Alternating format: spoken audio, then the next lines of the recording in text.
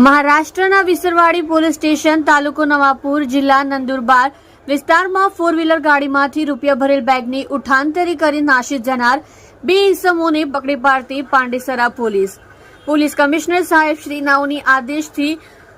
આગામી તારીખ 7/7/2024 રોજ ભગવાન જગન્નાથજીની રથયાત્રા નીકળનાર હોય જે અનુસંધાને તારીખ 3/7/2024 કલાક 7 થી તારીખ 4/7/2024 કલાક 1 સુધી કોમ્બિંગ નાઇટનું આયોજન રાખેલ હોય જેથી સંયુક્ત પોલીસ કમિશનર સાહેબ શ્રી સેક્ટર 2 સુરત શહેરનાઓ દ્વારા સૂચના કરેલ હોય જેના આધારે નાયબ પોલીસ કમિશનર સાહેબ શ્રી ઝોન 4 સુરત શહેર તથા મદદનીશ પોલીસ કમિશનર સાહેબ શ્રી એચ ડિવિઝન સુરત શહેરનાઓએ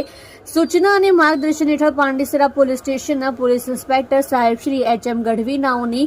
સૂચનાથી સ્થાનિક પોલીસ સ્ટેશનના સર્વેલન્સ સ્ક્વોડના પોલીસ સબ ઇન્સ્પેક્ટર કેજે વસાવા સાથે સર્વેલન્સના માણસો સાથે પોલીસ સ્ટેશન વિસ્તારમાં પેટ્રોલિંગમાં હતા તે દરમિયાન સાથેના એએસઆઈ જયેશભાઈ ઇન્દ્રજીતભાઈ તથા assistant head constable Kishorbhai Najabhai નાઓને મળેલ બાતમી હકીકત આધારે આરોપીઓ નામે ફારૂક કાલુ શેખ ઉંમર વર્ષ 31 રહેઠાણ building number 15 room number 4 golden આવાસ ભિસ્તાન પાંડેસરા સુરત મૂળગામ મલગાંવ થાના જિલ્લો જલગાંવ મહારાષ્ટ્ર તથા આશિફ આરિફ પારેખ ઉંમર વર્ષ 32 રહેઠાણ building number 33 room number 1 golden આવાસ ભિસ્તાન સુરત મૂળગામ ધોરાજી તાલુકો ઉપલેટા જિલ્લો રાજકોટ નાઓને પકડી પાડી તપાસ કરતા આરોપી પાસેથી